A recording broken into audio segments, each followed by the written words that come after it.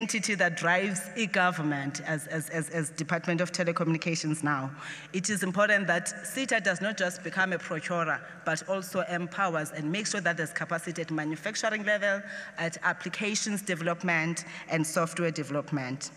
On the postal services and post bank, we said there's a need to fast-track the licensing of the post bank. President Zuma, when he opened on the first day of the policy conference, announced that SASSA has to make sure that the distribution of the grants is done through the post bank. Therefore, we need to make sure that the bank is capable to deliver and therefore meet the requirements and the expectations of South Africa. On broadcasting, we then again said there is a high consideration that we do not only focus on SABC when we talk of the quotas that are there, when we talk of language, everybody that is involved in broadcasting, because we want to break the monopoly that is in broadcasting. But most importantly, we've got to beef up the capacity of SABC. We've got to make sure that as we communicate with our people through the broadcasting platforms, we take into consideration the issue of language, because our message must reach the target. For now, those are the issues that we spoke on, and Comrade Jackson, as the chairperson, through you, Comrade Zizi, will then add. Thank you, colleagues. Through me, you can now speak. I see. This is what I did to him at the commission. I told him that I'm in charge here. You know, by the way, one important issue that we have flagged under Battle of Ideas is that the ANC exists because of the people of South Africa. That's the essence of our existence. In fact, we are called, our founders called this wonderful movement a parliament of our people. So whatever it is that we do, whatever policies that we put on the public platform, those policies must first and foremost speak to and resonate with our people. That's what we're saying as the African National Congress in this policy conference. And we are saying everything that we therefore communicate must be premised on policies and decisions that resonate with the people of South Africa, because we are a parliament of our people. That's what we're born for. Even what we take to be implemented by our government must also first and foremost be in the interest of our people. It should not be detract from what are the needs and aspirations of our people. That's what the strategy and tactics of the ANC says. Having said that, we are saying our disadvantage in the battle of ideas is that our message seems not to speak about what I'm talking about now.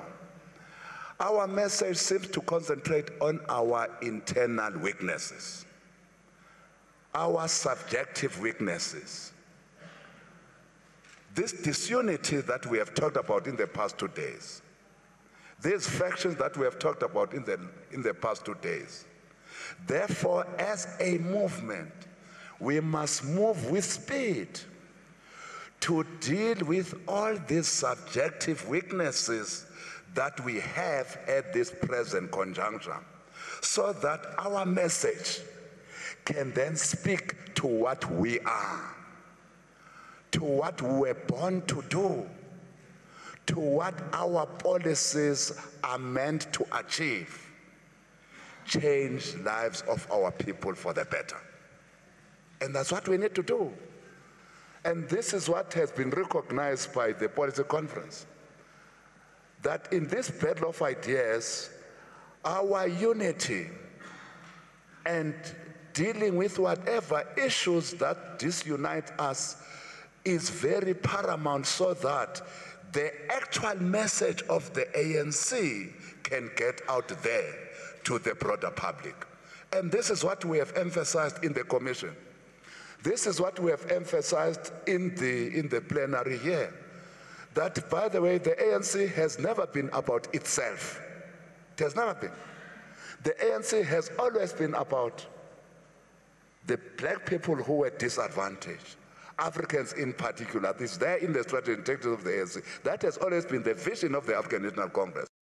How do we change the lives of those who were in the periphery during the colonialism of a special type, during colonial rule? How do we change their lives for the better? And as we change their lives for the better, how then do our policies speak to this? Unfortunately, the data at the moment and the narrative at the moment, the negative narrative, is in the main also coming from our subjective weaknesses. We therefore need to deal with those so that we can participate meaningfully in the contentious terrain of the battle of ideas. That's one issue that we just want to put aside. The second issue on ICT, there is no question ICT is an important sector in the economy. There is talk of the fourth industrial revolution that is with us now. We are told that in the next 20 to 30, 40 years, the types of jobs we have in the country will be distinctly not the same as we have today on occasion of the fourth industrial revolution. How do we massify the people's skills today to take advantage of what is a reality, the fourth industrial revolution? And again, how do we ensure that we all have the same understanding of what the fourth industrial revolution entails? Therefore, in the document of the ANC, we say there must be a commission established in the ANC, with our government, the private sector, so that as a country, we have a paper that speaks to everybody. What is this fourth industrial revolution? It should not be only these ICT fundis only that have this understanding, because this fourth industrial revolution is going to affect everyone and anyone and every work area and every school area, whether higher education or lower education. How do we prepare our syllabi in relation to this? Therefore, this commission that we say must be formed must engage with these broad areas of work that will be impacted upon by the fourth industrial revolution and make sure that South Africa is prepared for it. Because if we don't, we will be left aside. We will be the losers if we don't prepare ourselves for this fourth industrial revolution. Other prepared nations will be the winners. We as South Africa will be the losers. Even others who will want to invest, they would like to see whether whatever avenues we have in the country are those avenues in tandem with the fourth industrial revolution. Therefore, this commission is very important. Broadcasting is the last one. We need to protect and ensure that free-to-air television lives and is able to live and get premium content. And it doesn't play a second fiddle role to pay television and subscription television. As to how government does that, we leave that to government. But we are saying as ANC to government, you can't wait until 2018 to migrate. Your 2018 is your last day.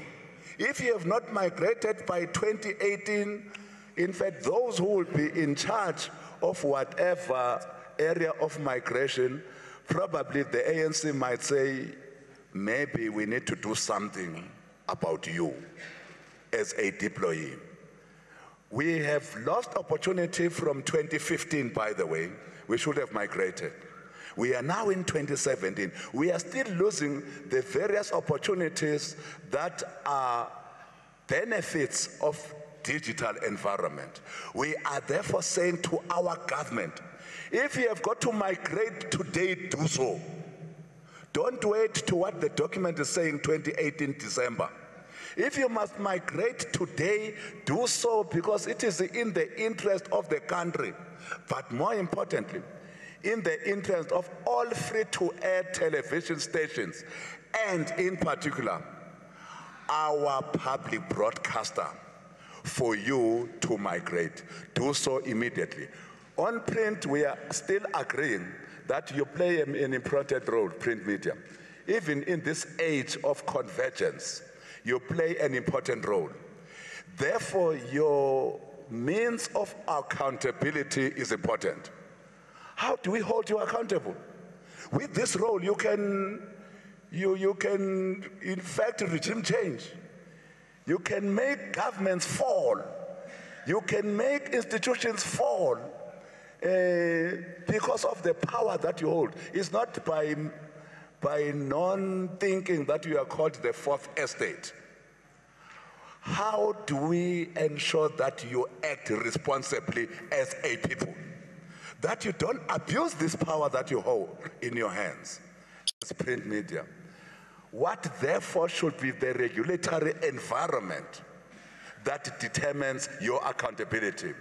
All we have said as ANC is that please, can Parliament with immediate effect look at what should be the best mechanism to hold you accountable? Is your regulatory environment as it exists now promoting this accountability, or do we need another mechanism to hold accountable as print media? And having said everything, in all the value chain of print, broadcast, and ICT, we are saying we must transform the ownership of the means of production. We can't have any industry in this country in the hands of only a blessed male white few. There are majority black people in this country, and all industries, including industries in the ICT sector, in the broadcasting sector, in the print media sector, must represent South Africa as is today. Thank you very much. Thank you, Jackson. I know there are a number of prominent individuals who have been campaigning for data must fall. I saw one of them here. So when we were talking about ICT transformation, I saw Tipotashi somewhere. Yes. Yeah, the campaign. So I'm sure he has got some interesting questions. I started the Berg. Griselda, Clement, I can't see, looks like Karima Brown. It's you? Yeah? Okay.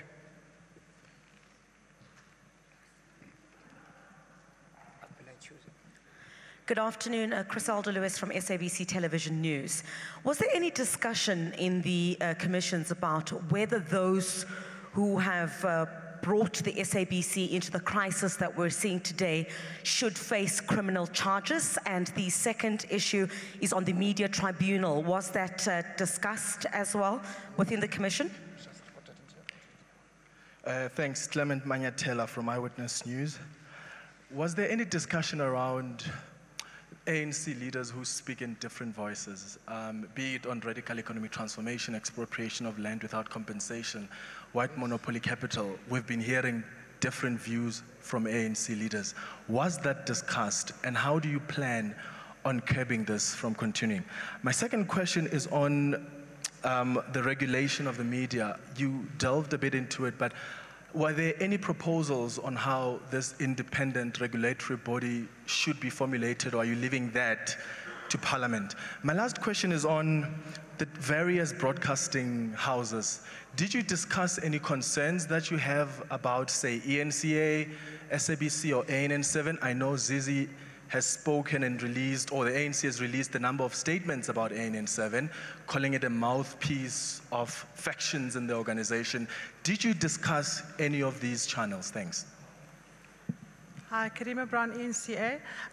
The Black First, Land First movement claims that its intimidation of journalists is on behalf of the president because he is black, and behalf of the Gupta family because they are black. I just want to know if the ANC Commission, rather the Commission on the Battle of Ideas, discussed whether it is important for the ANC president to disown the actions of the Black First, Land First organization, because they are claiming to be his supporters.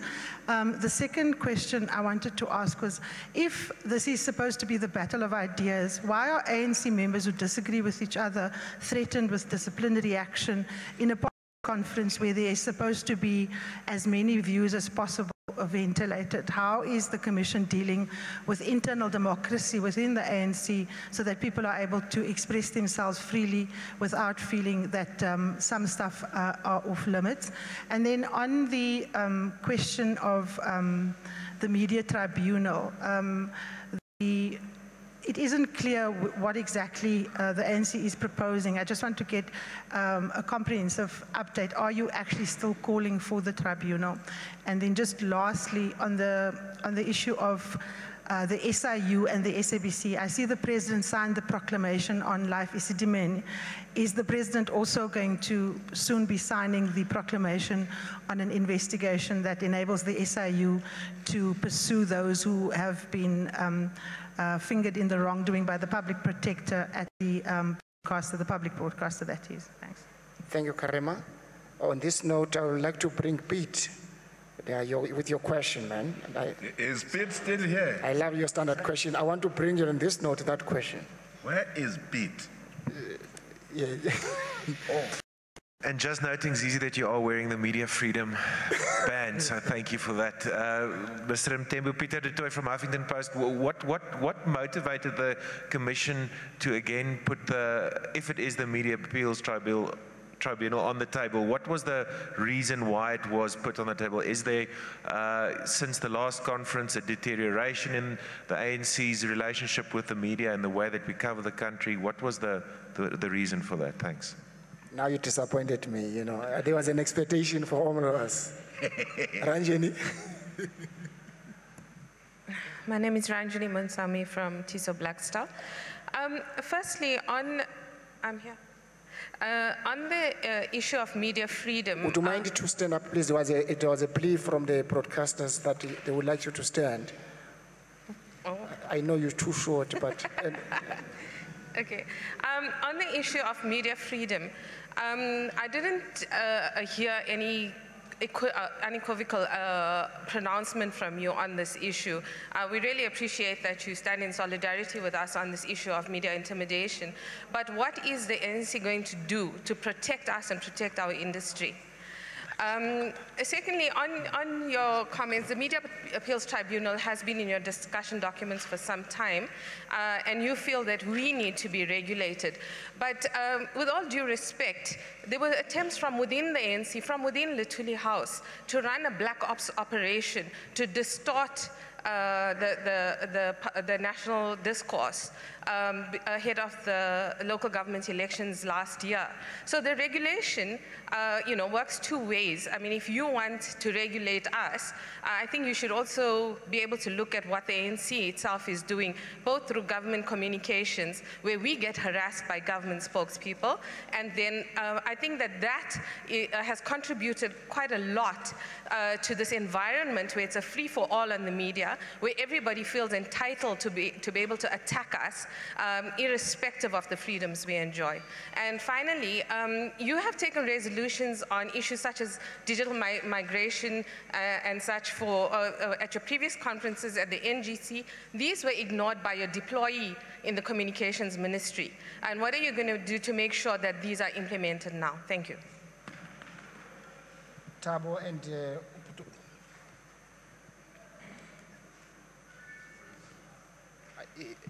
Thank you very much. My name is Tabo Sholemashao from How TV. Just a few questions briefly.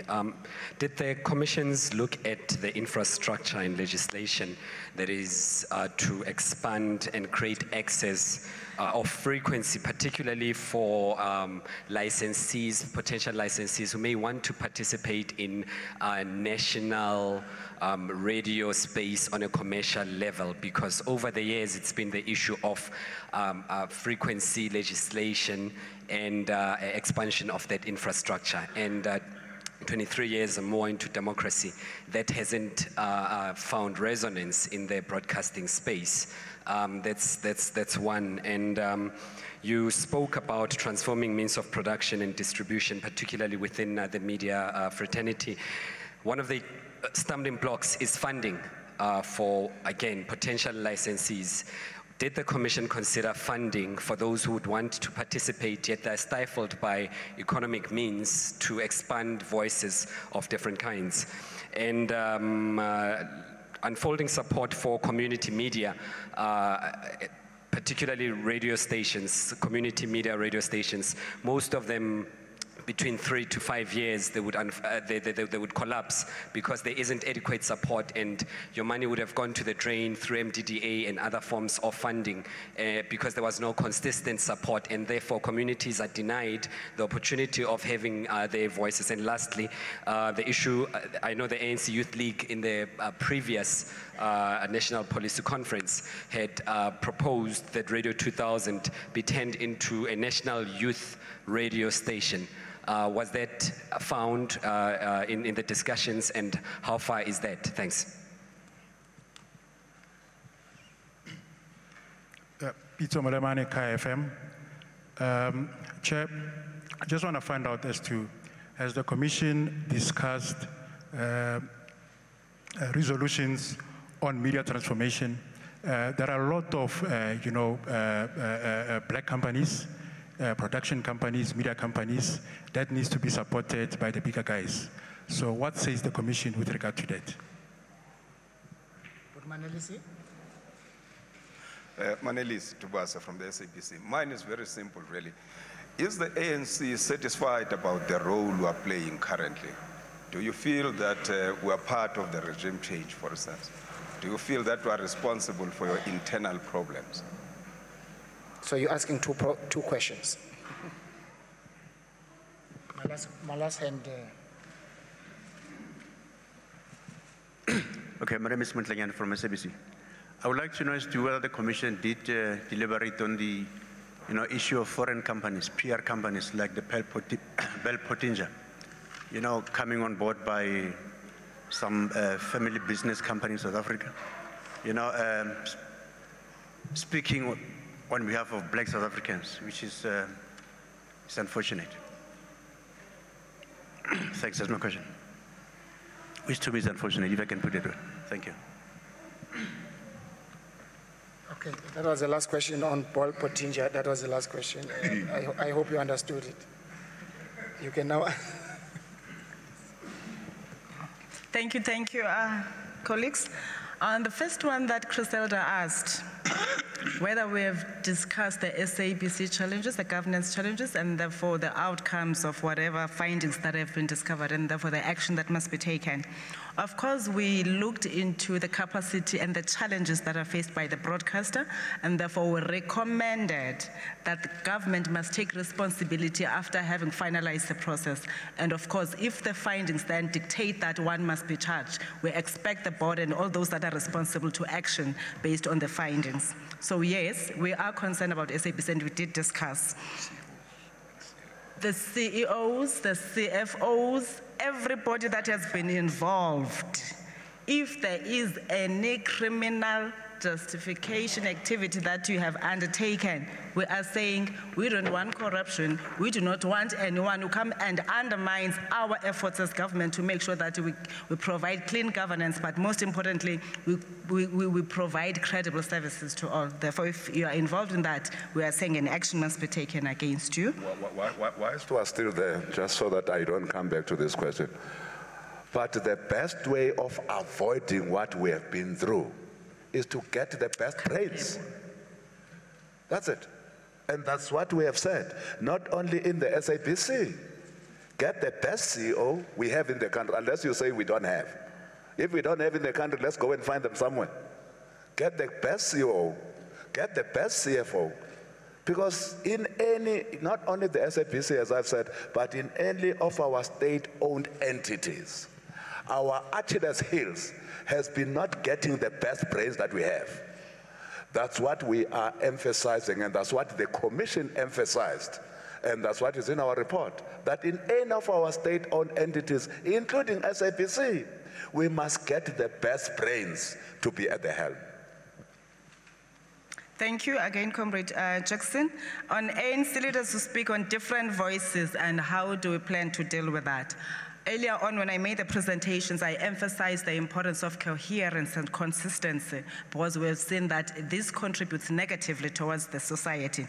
But most importantly, what we said we're going to do, because we've got to come up with the media policies, the ANC, we are finalizing that both all platforms of media and social media to say what is it that needs to be communicated, but it becomes a concern again when members contradict each other, and we have cautioned against that the ANC will have to take any action only when members contradict each other on policies and principles and values of the ANC. On personal issues, the ANC cannot take responsibilities. Like now the question that has just been asked about the BLF claiming to defend the president of the ANC. I don't know if they're defending him as the president of the ANC or of the country. I assume they will defend him as the president of the country, because as the ANC, we are here to defend our president. But then again, we are saying if the president feels that it's important for himself to distance himself from that, let him do so. But as the ANC, we know how to call for action, we know how to defend, and how do we do it. We do not have any ally called the BLF. We have ANC and our leagues, and those are the only people that can speak on behalf of the ANC. Any discussions on broadcasting houses? Are we happy with ANCA? AN7 and all that? Yes, we did discuss that when we discussed ownership. Because as we were saying, we're talking of battle of ideas, therefore we've got to know when you give this story, what informs you, what is your thinking, and who is behind the mic. Besides seeing all these black faces and some few white faces, who runs the show, who calls the shots? That's very important, because that determines, if you know that this is Stella and this is how she does things, then you know what to expect from Stella. When Mutama appears, you know what to expect. That's the reality. We all know AN7 is owned by the Guptas. That we all know. But what we are saying also, we need to also know who owns the ANC and other broadcasting houses. Do we have a problem with how media functions or operates, or the role of media currently? We do not have any problem. Hence, we emphasize that as the ANC first, we've got to capacitate our members, including leaders, on how to communicate, because in most cases, you communicate the content that we have provided to you. Because of the disunity amongst ourselves, then we tend to take information to ourselves, but at times, you exploit that information for your own agenda that also makes sure that you leave us divided. And then that is why we are cautioning against the ANC members. Let them understand what is it that can be communicated publicly and cannot be communicated publicly, and how we communicate that. Of course, not shying away from the fact that we've got to represent the ANC that must appeal to all South Africans. And when we speak, we must make sure that we unite everybody. We don't speak on behalf of a particular grouping. Members of the ANC that were threatened for speaking differently in their commissions, I haven't heard of any member that has been threatened. I know there were concerns when some presentations were made. I haven't had a threat, unfortunately. I don't know if Comrade Jackson has heard about that. We did not deliberate on that, so I can't provide anything. What action are we going to take against the non-implementation of deployees?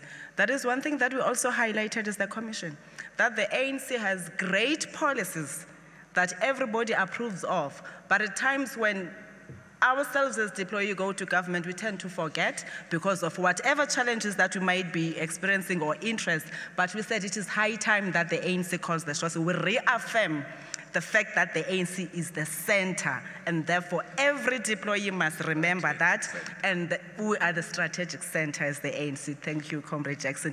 Every deployee of the ANC has to remember that at all times. If we fail as deployees, the ANC must hold us accountable. You might be asking yourselves, are we capable of holding each other accountable? We are. Because right now, fortunately, we're going to a conference and we must articulate on the progress that we have made on the policies. But most importantly, we have taken a sober decision that we've got to make sure that we represent our people. Failure to implement the decisions that we have taken as the ANC in government, it then means that we have failed to provide credible services to our people. And that is one commitment that we have to the people of South Africa. On the youth radio station, Radio 2000, that was recommended by the Youth League in the previous conference, SABC has said they already have True FM, which is a youth radio station. Radio 2000 is still functioning in a way that it was. I would leave the other questions for Comrade Jackson, but if I were to talk on the support of funding for small media, both commercial and community, we have re-emphasized that government has to support them, not just through MDDA, but the adverts, everything that we do, marketing and everything that we do with media, those must be supported by government. We had initially proposed 30%, and now the commission went further to say actually it has to go beyond 30% so that they can be sustainable. But one of the challenges that had led to most community media not being able to play that meaningful role is the issue of capacity because of the instability within their governance structures, of which we have tasked ICASA to make sure that they come up with a standardized long-term framework that will help the community media be able to be sustainable. Comrade Zizi, I will hand over to Comrade Jackson. Through you. Let me start with one issue that has troubled us greatly in the Commission: community media support. You know, Thabo, you will know as I know that what we do, we give community media as government the startup. And that's where we end.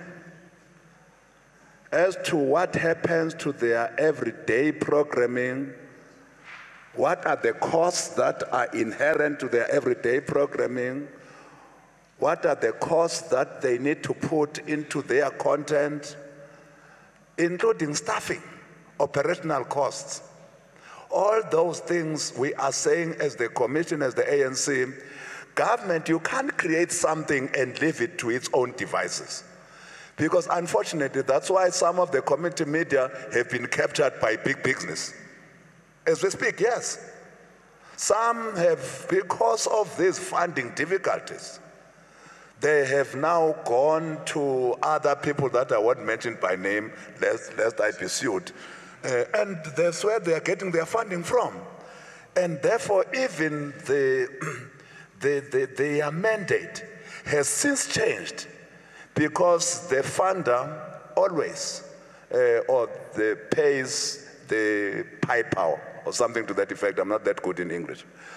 So you have many of some of our community media that has now gone to be funded by well-established media houses, which was not the original intention. The original intention was that community media must serve this community. And that mandate has now been messed up by, amongst others, our inability to give proper support to community media. We are saying we must do so. And therefore, in the run-up to the national conference, because all these things that we are saying now are just recommendations, is the national conference that will say, how do we do it? But in the run-up to the national conference, between us and our government, we must say, what is the mechanism of giving this support? We agree with you. There's a lot that we need to do. The BLF is not our organization. We can't speak on their behalf. But one thing that we will not agree with them is to go to any South African's house and threaten that person, even if that person is a journalist. More particularly if that person is a journalist. Because you are then saying, our journalists in South Africa should not carry certain news.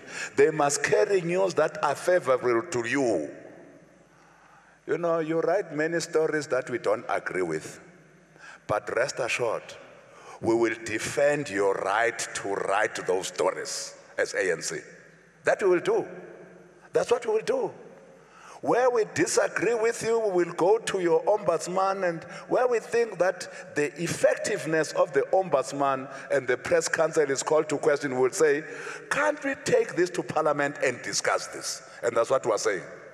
In relation to the regulatory matters, as they relate to print media, we have not changed.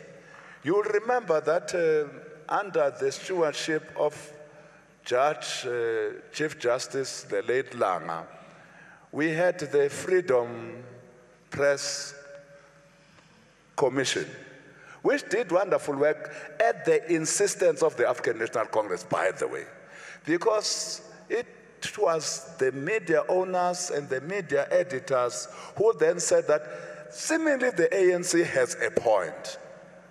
But as we sit here, we are saying we don't think that enough has been done to deal with the grievance of our people and the ANC in relation to the accountability of print media. That's all that we're saying. And we are not saying, Karima, what then should be the modalities of holding print media accountable? We are saying we have a parliament that all of us have voted for. And in 2012, we came with a resolution as the ANC that the Parliament of the Republic must take forward this discourse. Is independent regulation the way to go, or is self-regulation the way to go, or what we have now termed after the commission, co-regulation the way to go? That's all we're saying. And we will come and make our own input in the media inquiry. What the commission has said is that that media inquiry must happen now. That's what the commission has said. You will come and make your own input. If you believe that this is the best thing that has ever happened to South Africa's self-regulation, by all means, we don't believe so. And please, respect our not believing so. If you believe after the advent of Chief Justice Langa's commission that co-regulation is the best way, and it was implemented correctly, that's the other issue. Whether what the commission recommended was implemented correctly. These are other issues, because there are other things that we're happy with, that owners and editors felt that must not be implemented. But that's another discussion for another day. But having said all that, where we sit now, we have not changed, Karima. We are still saying we will put our view on how we should hold print media accountable. Our view, all of us as South Africa.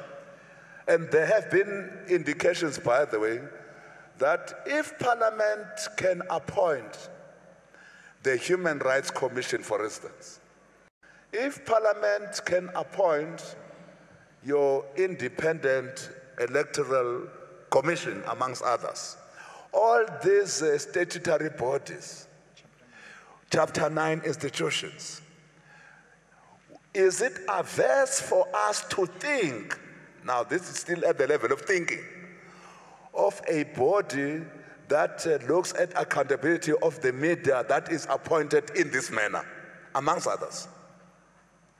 Will we be too much against the media freedoms if we were to think along these lines?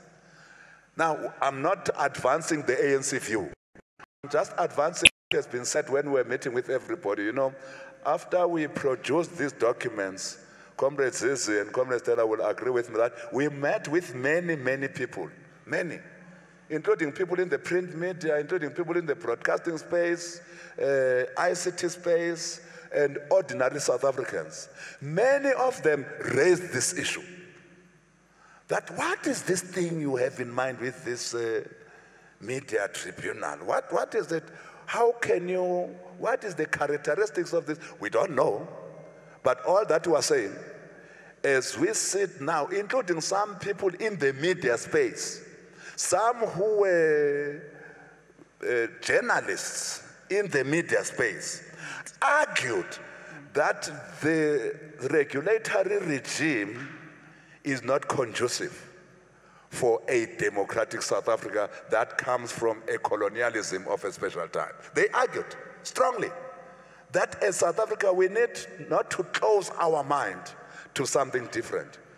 Indeed, ultimately, Karim and others, we might arrive at the same conclusion maybe, at safe regulation or whatever terminology, as long as all of us are satisfied that this important estate called, comrades will remember and colleagues will remember what happened in London the other day, what other media houses did there, and what the government did, by the way.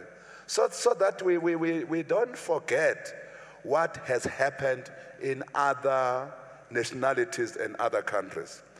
But all that we're saying, we respect you. We respect media freedoms. It's us who crafted, in fact, who were the main movers of this constitution. There is nobody in that parliament, fortunately I'm the chief whip there, nobody in that parliament that has said we must come with some recommendations that must change that aspect of our constitution that talks to media freedoms. Nobody. Nobody has said so. And the ANC will be the last organization. In fact, it's us who fought for media freedom. Will be the last organization to say that there must be no media freedom in this country. That's why the BLFs of this world do not belong to the ANC stable. They will never be. They can't be. You can't be threatening journalists. If you have got a different view from what they are writing, of course, there is something in the media space that is called a right to reply. Make use of that right to reply. If you think that you have been perhaps done in deliberately by whoever who has written whatever piece, there is at the moment a press council. There is an ombudsman. Therefore, those are the things that are available, avenues that are available to you. But there is nothing that says that you must go to a journalist's house and do these silly things that they've been doing. We condemn them in the extreme, and in our view, we call them intimidation. And where we stand, intimidation is a criminal act. They must be arrested immediately. So, colleagues, that is our view on these matters that you have read. ANC leaders speaking in different tongues, these are the issues that we started with. As ANC, we must find the nucleus of our existence so that we continue to speak in accordance with what we were born for. Not what we come across in our everyday lives. We were born to be of service to our people. We were born to ensure that South Africa is changed into a united, non-racist, non-sexist,